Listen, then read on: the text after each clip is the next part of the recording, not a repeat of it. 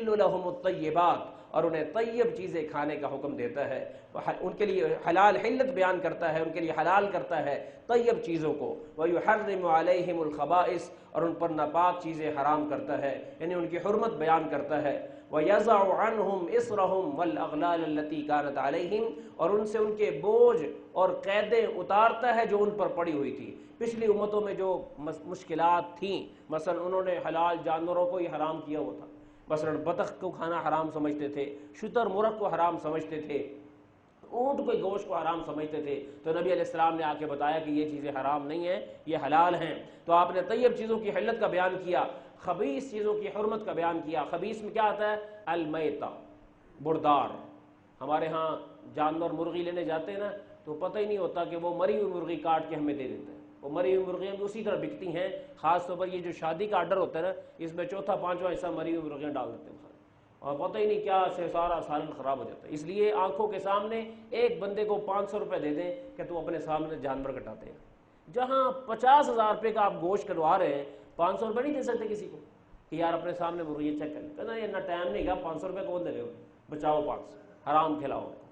اور اسی طریقے سے کیا ہوتا ہے، ٹوکے کے ذریعے مرغیاں ذبح کرتے ہیں، ٹوکا ٹک ٹک ٹک ٹک ٹک، وہ گردنیں اتار رہے ہیں، حرام حرام حرام حرام جا رہا سارا جی۔ اور پھر دعا بھی یاد نہیں ہوتی ان کو، پتہ ہی نہیں ہوتا دعا ہے کیا۔ اس لیے فرمایا کہ خبیث چیز مت کھاؤ جس پہ اللہ کا نام نہیں، وہ مرغی پیٹ میں جا کے کینسر کا ذریعہ بنتی اور یرقان کا ذریعہ بنتی، پیشاب روکتی، گردے خراب کرتی، لیکن کیوں؟ اللہ کا نام ہی نہیں اس میں لیا گیا اور ہم پرواہ نہیں کرتے۔ ہمارے ہاں روزانہ کا جو گوشت پکتا ہے پتہ ہی کوئی نہیں کہاں سے آ رہا ہے۔ اب تو جیسے اوبر کریم پہ بائک چلاتے ہیں نا، انہی کو کہتے ہیں تو لے آ جا کے، اور بالکل پرواہ ہی کوئی نہیں کہ کیسا گوشت آ رہا ہے۔ تو کم از کم قصاب بھی ایسا ڈھونڈے جو خوف خدا رکھتا ہو، بیشک 5-10 روپے 50 روپے زیادہ لے، اس قصاب کو اختیار کرے جس کے اندر دینداری ہو، کہ کم از کم یہ ناجائز چیز کام نہیں کرے گا، اس کو آپ بیشک زیادہ دیں لیکن ناجائز کام سے بچنے والا ہو۔ اور مردار کے علاوہ حرمت علیکم المیتہ والدم، خون حرام ہے، یہ جو خون جانوروں کا بہہ جاتا ہے یہ حرام ہے، اس کو استعمال نہیں کر سکتے۔ البتہ انسانی خون جو ایک دوسرے کو لگتا ہے وہ اضطراری طور پر شریعت نے اس کو رکھا کہ اگر زندگی موت کا مسئلہ بن رہا ہو اس وقت میں اضطراری طور پر بوقت ضرورت بقدر ضرورت اس کی گنجائش ہے۔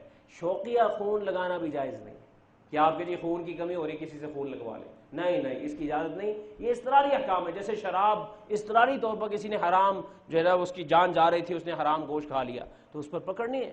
اسی طریقے سے یہ جو احکام ہیں یہ خون وغیرہ کے یہ آپس میں کرنے کے ٹرانسفر کرنے کے اس کے بھی احکام ہیں، عام حالات میں ہم خون نہیں لگوا سکتے جی۔ اسی طریقے سے وما احل به لغیر اللہ، جس چیز پر اللہ کے غیر کا نام قرب کے لیے لے لیا جائے وہ بھی حرام ہو جاتی ہے۔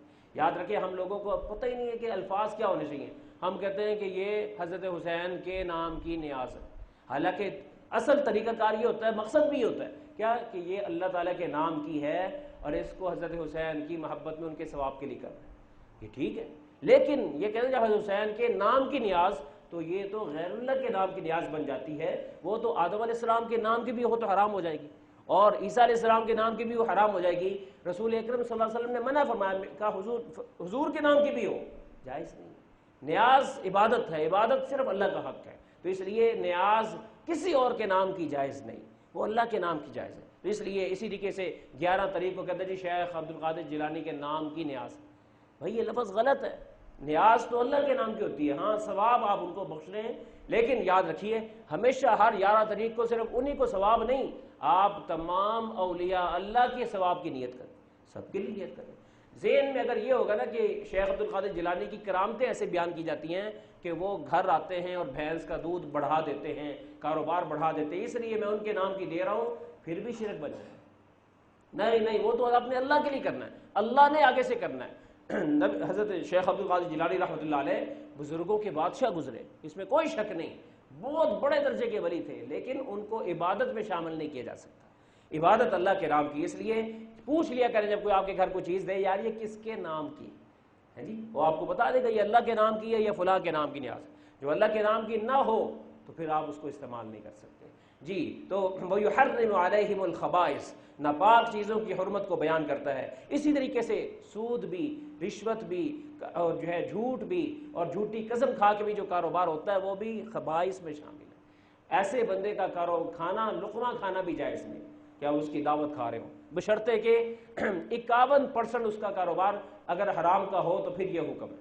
اگر 49% کاروبار حرام ہے اور 51% کاروبار ٹھیک ہے تو مسئلے کے اعتبار سے گنجائش ہے، وہ اگرچہ احتیاط یہ ہے کہ بندہ اس میں بھی احتیاط کر لے۔ جی حرمت بیان کرتا ہے خبیث چیزوں کی، وَيَضَعُ عَنْهُمْ إِصْرَهُمْ وَالْأَغْلَالَ، اور ان کے بوجھوں کو اتارتا ہے اور ان کے طوقوں کو اتارتا ہے جو ان پر تھے۔ پچھلی امتوں میں کیا تھا کہ وہ گناہ ہوا تو گردن قتل ہوتی تھی، قتل کرنا پڑتا تھا۔ اسی طریقے سے کپڑا پلید ہوتا تھا، کینچی سے کاٹنا پڑتا تھا۔ گناہ ہوتا تھا تو گھر کے باہر چھت پہ لکھ دیا جاتا تھا آج حضرت صاحب نے یہ گناہ کیا۔